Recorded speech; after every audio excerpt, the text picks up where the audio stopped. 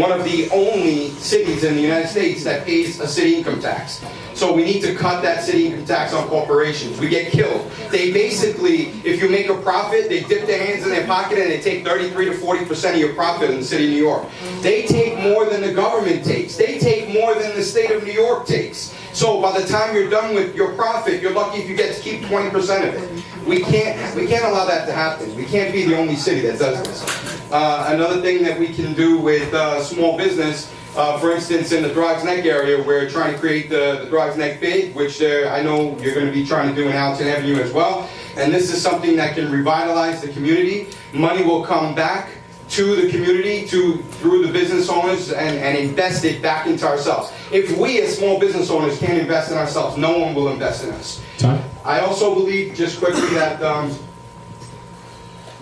you said time, I drew a blank. I am going to tell everybody my idea on my next plan.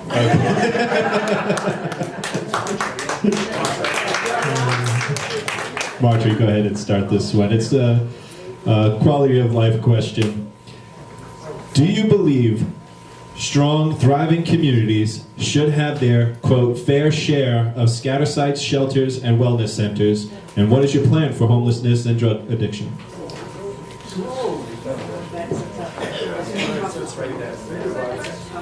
Do you believe a strong, thriving community should have their, quote, fair share of scatter sites, shelters, and wellness centers? And what is your plan for homelessness and drug addiction?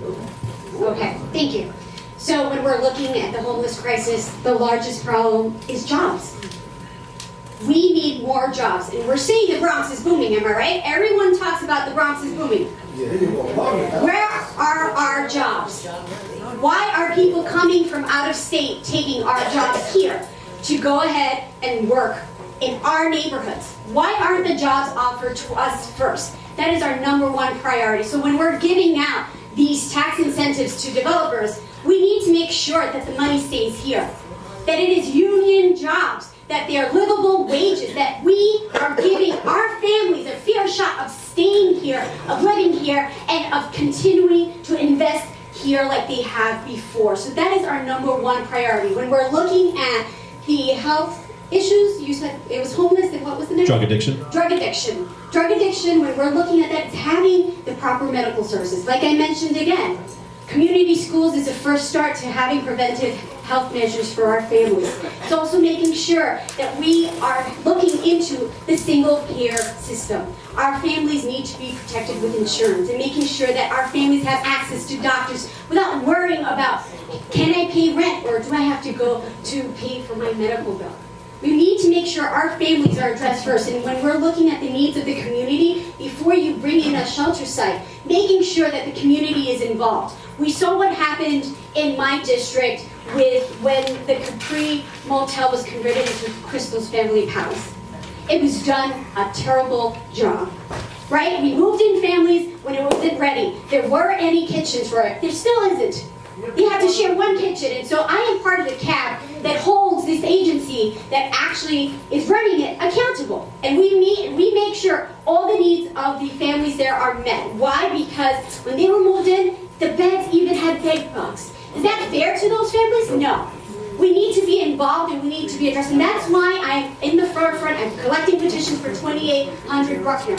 Because whatever that developer is trying to do, they need to involve the community first. And we need to hear their plans. And transparency is first. And as a community board member, I'm a strong advocate of involving us first. John? Doyle?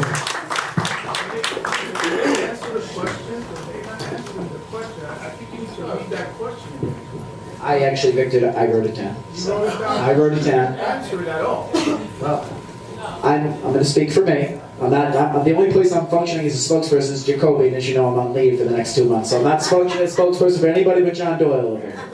So let me answer the question. The question was, can a thriving community maintain its fair share of scatter site, homeless, and drug addiction? That was the question. We all agree? Yes. Thank you. As it relates to scatter site housing, I'm totally against scatter site housing, not because it's, because it's housing homeless people, just because it's been a disaster. Yes. We also what happened in the South Bronx. They go to the slum landlords, they give the money to the slum landlords, they house them in slum conditions. 2 young girls are dead because some slum landlord couldn't fix the coolant leak on his radiator. That person should be in jail for the rest of their lives. It's an absolute tragedy what happened there. No more scatter site housing. Scatter site housing doesn't serve the it kind of gets to what Marjorie said earlier. Scatter site housing doesn't serve the population it was intended to serve. It's just like the Capri Lounge. There was a sex offender at the Capri Lounge. I was part of the group with Annie and others blowing the whistle on that. If you value children and families, why is a registered sex offender living in the homeless shelter? Capri Lounge. Everyone knows what the Capri Lounge did before it became a homeless shelter. By the way, the Boy Scouts were not living there, let me tell you. They didn't even take down the sign. You had people going there trying to solicit from some of the clients. It was outrageous. So that's why, frankly, as it gets to homelessness overall, we need more notification. And I've been a strong proponent at the state level and other things. I'm on many of the press releases, pushing for more notification. Because community input cannot be an afterthought. It cannot be something we think of after the fact. We need to be involved. Yes, every neighborhood needs to get its fair share. But as Marjorie mentioned, if there was a notification for 2800, Throg's Neck's bearing its fair share. That would be something that came out in the community notification process. That would be something that came out in a public meeting. Those are the things we need. We need more notification, and frankly, we need to bring back subsidies. And I know Albany's, the wheels grind slowly in Albany, but if they start subsidizing the homelessness, that's the best case scenario. Because it costs less it costs less to subsidize someone than to put them in the homeless shelter. Fact. And frankly, I don't blame the people who are sleeping in Holiday Station. They shouldn't be there. But the homeless shelters are not safe. Right? We all know that. We need to subsidize the homeless, because if we can spend less money to keep people in their homes, that's better long-term for all of us. And frankly, we need to do better to make sure vacancy control is repealed and other things along that nature to keep rent-regulated apartments affordable. That's going to help us really, frankly, keep people in their homes, keep New York affordable. And that's not going to happen if we sell out to the real estate industry. I went over and I'm sorry.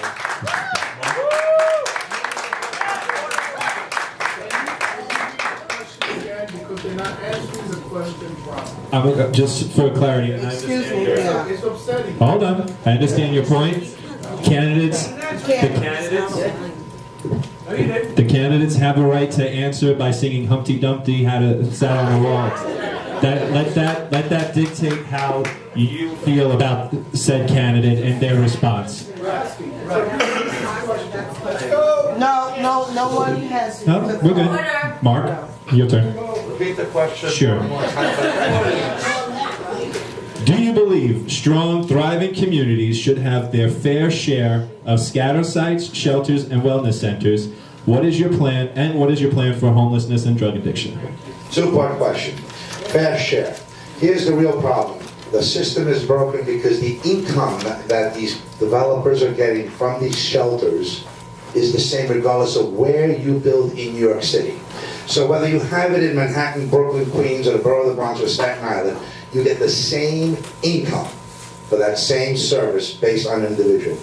The borough of the Bronx has the cheapest property in New York City. And you can construct cheaper in the borough of the Bronx than the rest of the city. So if I was a developer and I was going to get the same income, regardless of where I built this shelter, there's no reason I would build it anywhere else than the borough of the Bronx, because I can buy cheaper property and build it less, and that's the real problem. The borough of the Bronx has been a dumping grounds for far too long, and we've taken more than our fair share. We're supposed to be our brother's keeper, absolutely. But I can't even take care of my own brother before I start bringing in other brothers. We have issues where we're displacing the homeless from other parts of the city into the borough of the Bronx. Well, we're already the least skilled, least educated, and have the highest rate of unemployment in the city. Why are you bringing more? These may be good people. They may be good families. But you're not giving us the resources that we need to take care of our own families that are in need, let alone those that are coming from other parts of the borough. So that's part one. Part two, it's all about money. More money for DHS, more money into social services, and more money into permanent housing. While in Albany, I introduced a great bill to keep families back in their home. Any family that earned less than $50,000 a year would not be subject to another rent increase. It would operate just like the SCREE program. It would operate just like the DREE program. And the response from New York City, it's too expensive. They're paying $1,000 a night for hotels for homeless people. But my program that kept people in their homes was too expensive. That'll be one of the main issues that I'll be tackling in the city council, making sure that we protect all those that need it.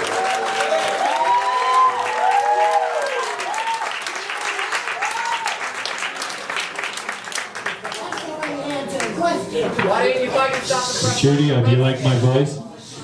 Down. Judio, do you want me to repeat it? No, but I want to hear the statement. What was the statement? No, we can't. No, Judio, go ahead. You have the floor. No. Thank you. We're not going to resolve the homeless issue here tonight with a few sound bites. Doesn't work that way. It's a very complicated issue. We have over 60,000 people running in the homeless shelter now.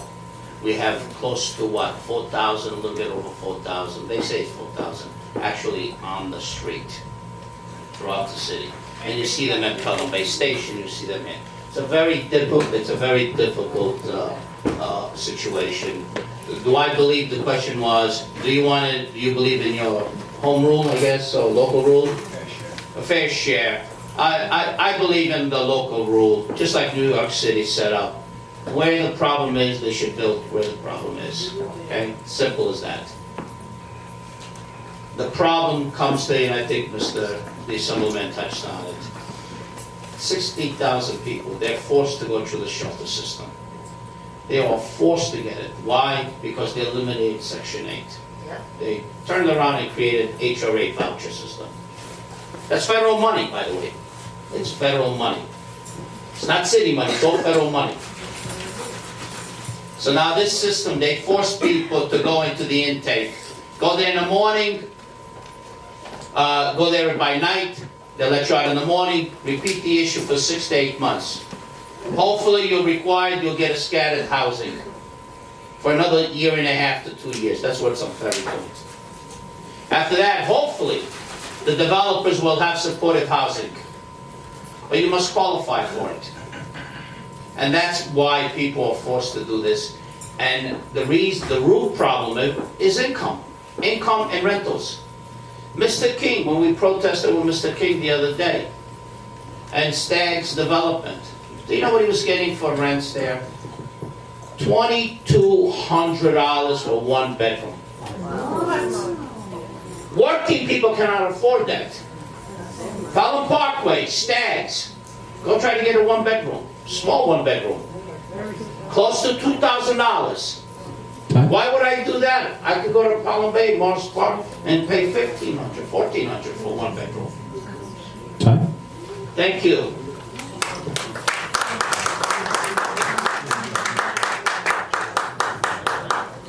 So in Grog's Neck, we're currently fighting a building at 2800 Bruckner Boulevard. And if you follow the threads on Facebook and if you listen to the politicians talking, you'll learn that the developer or the building owner now is going to be getting 4 times the rent that he used to get from the regular tenants. 4 times the rent. So why wouldn't these developers want all of a sudden pull the bait and switch and all of a sudden pump in a homeless shelter? But the city shouldn't allow it, because why are they giving them 4 times the rent of the fair market value? So they're trying to give them the incentive program so they come in and they fill up the community with homeless shelters. A smart man recently said that there's over 285 shelters in the city of New York, and over 50% of them are in our borough. So when you say we have our fair share, I think we have our fair share. I know there's 3 right in my neighborhood, so, of Grog's Neck, so I think we have our fair share, definitely. As far as the drug detox centers, I think that, I think anybody here would agree with me that Montefiore owns half of the Bronx. Besides the developers that are corrupt that are trying to kick us out, Montefiore is right behind them, putting in everything. So I think Montefiore has plenty of detox centers. I think that there's plenty of locations where addicts can go and get services. I think that we need to have more notification, like somebody mentioned. I think the community board needs to make sure that with today's technology, we have email, we have text messaging, we have cell phones. There's absolutely zero reason why everybody in this room cannot get a call, a text, an email, some way, because I understand the regular mail is too expensive. But one of the things that I will implement as councilman is to make sure that everyone in this room that wants to be informed will be informed. If there's a detox study coming and we know about it, you will know about it minutes after we know about it. It's going to be just like an Amber Alert. It's going to be an emergency broadcasting system. If something's happening in your community, who deserves to know more than the community members? You guys. That's what we'll do. Thank you. Let's do it.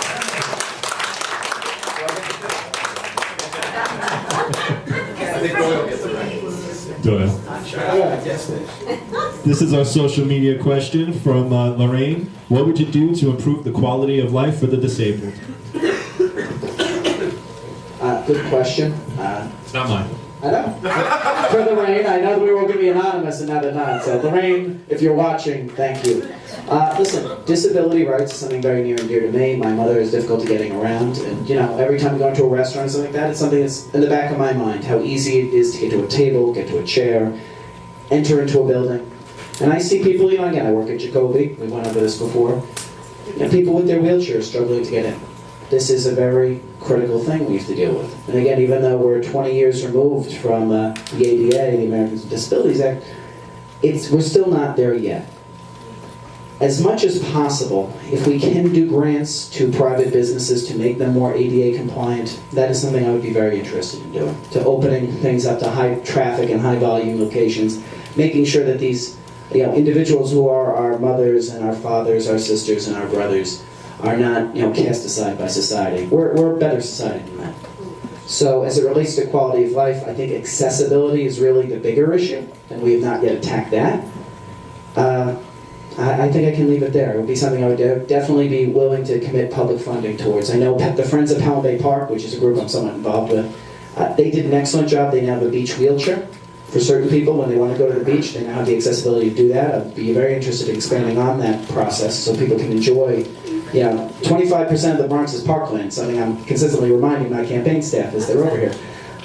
We need to make sure that people know that, they get the chance to explore it, they understand the beauty of it, and that would be definitely a calling of mine in the council. Thank you. Don't just pass it to anybody. Okay, I'm going to go over to Jimmy because he's always got good responses. May not be right. Thank you. I actually agree with your statement. I like this statement about the AD. I'm glad you did mention that 20 years ago, yes. If you don't know, the federal government came and imposed a lot of restrictions in New York City on update their disability. For instance, sidewalks. Some sidewalks you see that you have wheel accessibility, and some are not. There's still a lot more work to do. We need to allocate that. We should do more for that. If you notice when you're in Manhattan, for the blind, you have assistance for the blind. You have the light blinks, okay?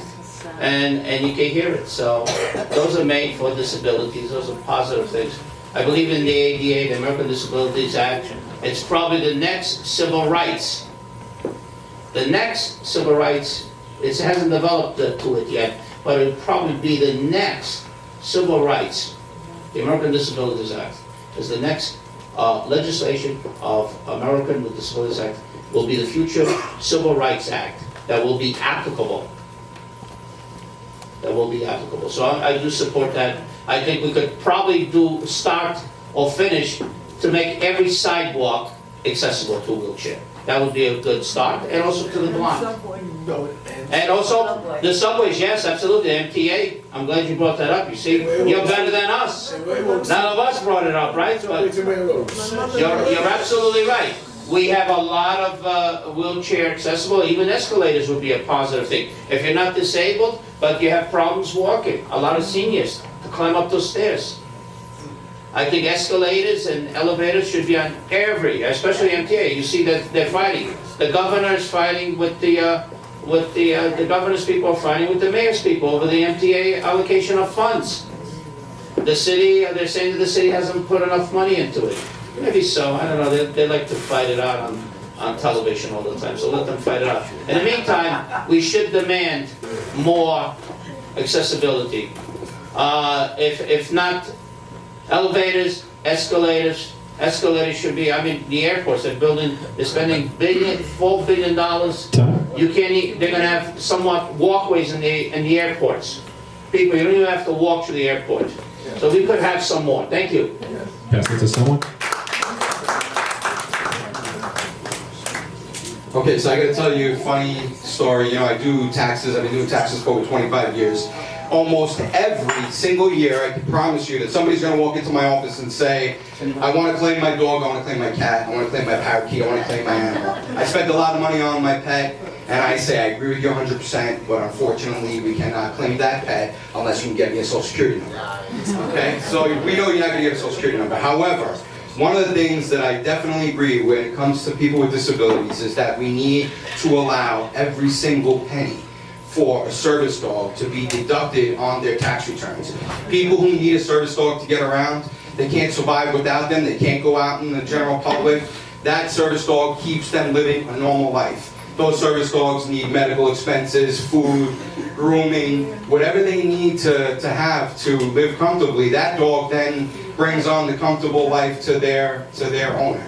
We need to allow that. That's one thing that I would definitely advocate for and push it up as high as we can get it to make you be able to claim it not only on your state of New York and city of New York tax return, but on your federal tax return. Another thing I'll tell you is that my father, unfortunately, in his last few years of life, he had diabetes and he lost his right leg. They amputated his right leg. Now most people, I would say the normal people, we drive with our right legs, right? So my father lost his ability to drive, unfortunately. So what has to happen is then, you know, either somebody like me is going to say, Dad, I'll come pick you up to come to work. Because even with one leg, my father said, that's not going to stop me. I'm still going to do people's taxes. My brain is still working, right? Just because I don't have one leg doesn't mean I'm not human anymore.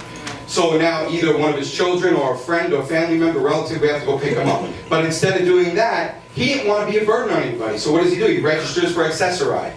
Do you know how horrible the Accessoride program is? Can we say we need to revamp and revitalize the entire Accessoride? Because they should be ashamed of themselves. When my father had to call 24 hours in advance to get a cab ride, and let's say they said, okay, Mr. Stream, we're going to pick you up in front of your house at 2 o'clock in the afternoon. They didn't have to show up at 2 o'clock. You know what? They can show up at 2:30 if they want. But when they drop them off at the doctor's office, and then my father said, okay, come pick me up at 3 o'clock. They don't, you know, then if you're not there when they show up, they leave. They're gone. Now how are you going to get home? So we need to change that system. Accessoride needs to treat those people with the respect they deserve.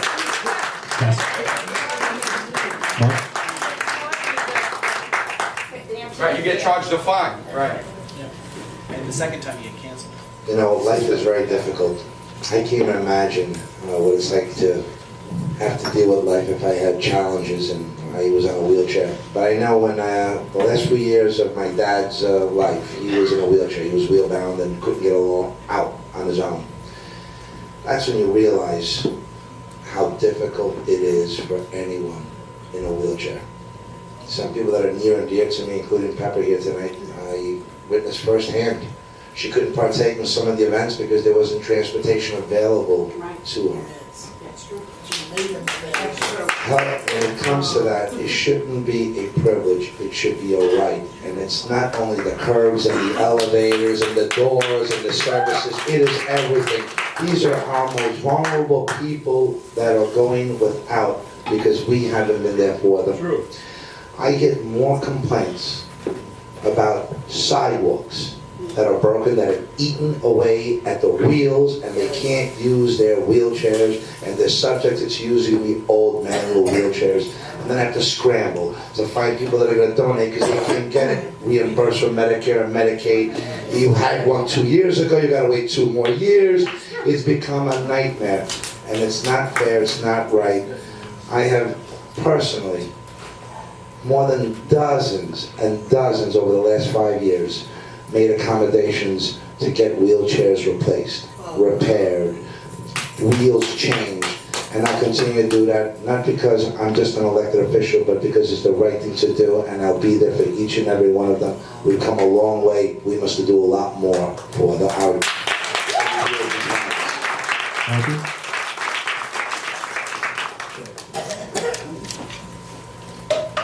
Most of you see me standing here before you today. However, couple of years back, I couldn't. I was in 2 major accidents. Unfortunately, I couldn't walk. Both knees were out. And it was hard. It's hard for me to make it to my doctor's appointments. It was hard for me to even cross the street. Why? Curb cuts, they suck. Not consistent within the, especially in the Bronx. When it comes to going to the city, I had to go see my doctors. Guess what? Train wasn't working. Escalators, elevators were shut down.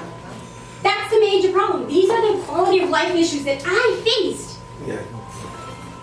How about the folks that were with me at the different doctor's office who couldn't fill out their forms because of language access? These are the issues our families face, and we need to make sure that we're tackling each and every single one of them. That's what actually made me run, because seeing a person who did not have the ability that I have, I am bilingual, I have access to lawyers, I have access to doctors, and I was still stuck in this healthcare bureaucracy, that red tape that prevents us from getting the right care that we need. That's my inspiration, because that person that's sitting next to me in the doctor's office who cannot read what's in front of them, that is my why. Because they're not supposed to be there. This, my story, should not happen to anyone else. Because we need to fight together. So one of the things that actually Councilmember Vaca and Councilmember Torres and I worked on is an elevator safety book. Our NYCHA housing, 2015, December, a gentleman lost his life because the elevator malfunctioned on him. It is about holding NYCHA accountable. It is about protecting our most vulnerable families. And it's about preserving their quality of life. And we need to do that in every which way. Marjorie, you can stand for the next question. We'll go backwards the way we came. This is the question from the door. Water company has a monopoly that they can guess the reading of the meter even if the meter is broken. How will you protect homeowners and business owners from poor services from city agencies and utility companies? That's a multi-answer, so I will give it to you. There are real issues, right? First one, there's a real monopoly with special interest groups in our city. And when a special interest group like Rent Stabilization Association funds our candidates, we need to take real consideration, real look at what they're funding.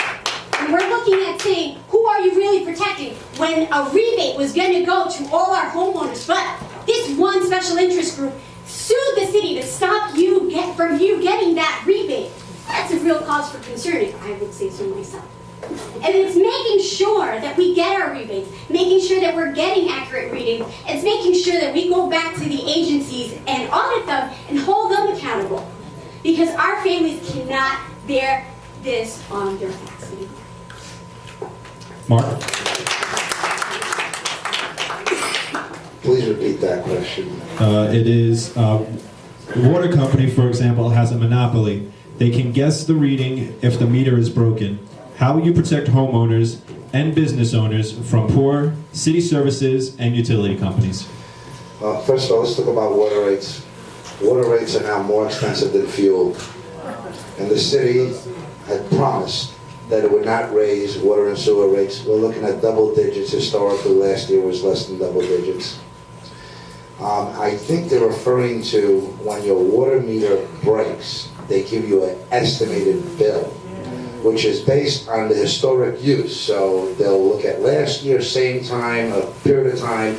I'm not sure that that is an actual science, but it's an average use of what you've done historically. As far as the abuses that transpire, we live in the city of New York, one of our most richest cities in the world, and the services that we pay for, and the taxes that are paid, whether they be through real estate taxes, or sales tax, or income tax, we're not getting the services that we're entitled to. You know what recently they brought up? This is the city council that comes up with new ideas on a daily basis. Listen to this one, folks. They're going to privatize your sanitation. They're going to start charging you by the cubic yard. Just like a commercial store. This is an attempt to cut back on expenses on the backs of whom? Our homeowners that are already being forced out of their homes. So when it comes to utilities, and whether it be gas, water, sewer, or power, we're constantly being squeezed, and that squeezing has led many of our homeowners to give up on the boroughs that they were born and raised in and have businesses in, to look for other ideal places. Your Social Security and pension is not keeping up